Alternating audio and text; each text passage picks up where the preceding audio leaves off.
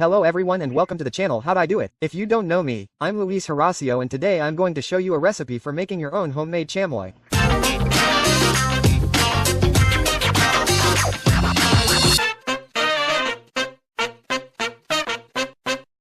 Hello everyone, it's been a while since I've brought you a recipe, but what better way to come back with one that's delicious and extremely easy to make.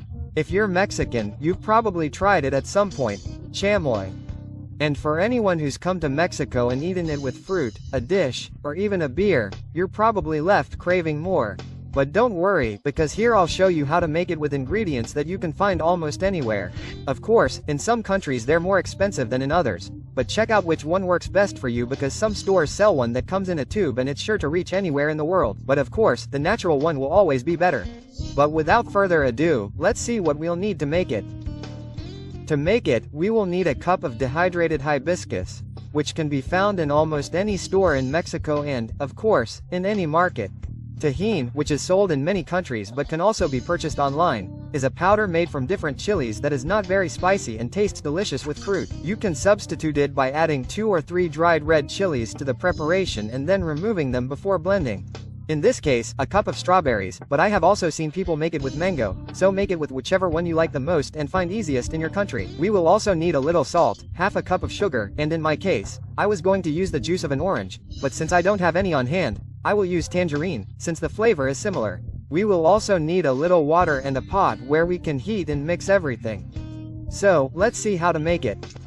Here my niece Mila insisted on helping me, so I wanted to say hello before we start. The first thing I'm going to do is remove all the little plants or twigs from the strawberries. You can do this with a straw and you can remove everything completely, but it will be fine this way too. Once you have them like this, we're going to cut the strawberries in half and here my niece helps me put them on a plate to set them aside. If you see that your strawberry is too big, you can cut it in 3, but it's really optional, since all of them will go in the blender. However, they do have to be cut so that their flavor mixes with everything and they become watery. Once we have them all cut, they should look something like this.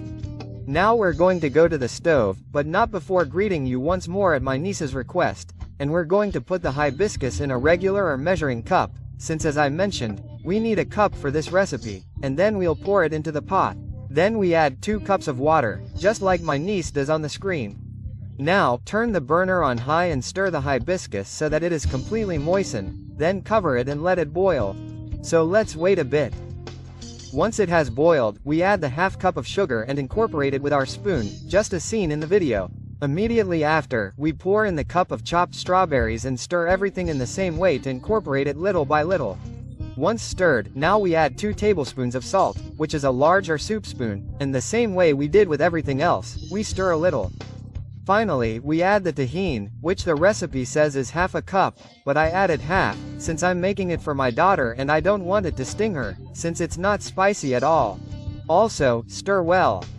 Finally, I add a small tangerine, but as I mentioned at the beginning, it's better to add the juice of an orange and stir everything once more, because here we're going to let it boil once more and once it does, it'll be ready to put in the blender.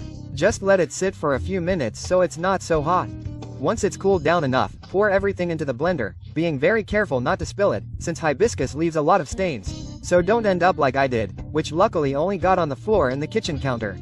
Here I made a mistake. I had already put all the hibiscus with the strawberries and everything else, with all the juice, but I really only put everything without the liquid and only added a little so it could blend well.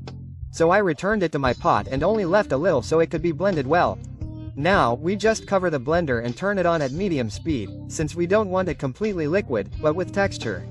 Now, just pour it back into your pot over medium heat, and if you see that it's too thick like mine, just add the same liquid that you saved in the blender and stir it a little so that you can get everything out, just like you can see on the screen. And stir it one more time so that it's completely incorporated. And this is the exact moment for you to taste it to see if it needs something that you like, whether it's more orange or in my case, I added a little more tajin. And when I stirred it, I also added a little more liquid that we had left over, since it still felt too thick. But of course, that's up to you. The consistency that I like is the one I show you in the video, which is more or less like jam. But let's see what it looks like when served. And of course, our tasters will tell us what they think. As you can see, this is how it turns out. And as I was saying, it has the appearance and consistency of jam, and when you try it particularly on fruit, as you can see here with the strawberry, it is incredibly delicious. But, of course, as I said, you can put this on previously warmed Philadelphia cheese and serve it as a snack with some crackers. Or even to prepare some chicken breasts, either marinating them with this or simply putting it on top, or, as I mentioned at the beginning, even on a beer, already frosted, or directly in it. Here in Mexico it is very common to put it on everything, but of course here are our official tasters, who are my daughter Mari Lola and my niece Milan, who will tell us if they approve or not. My daughter is eating it with apple and my niece tried it alone, since she is not yet used to the flavor. But as you can see, they gave their full approval and believe me, your whole family will love it. But of course, tell me in the comments if you like it or have already tried it or if you will give it to your family or friends to try it for the first time, because I would love to read about it. As you know, if you liked this video, give it a thumbs up, subscribe, activate the notification bell so you don't miss any of the videos. Share it with all your family, friends and acquaintances. As always, see you in the next videos. Thanks.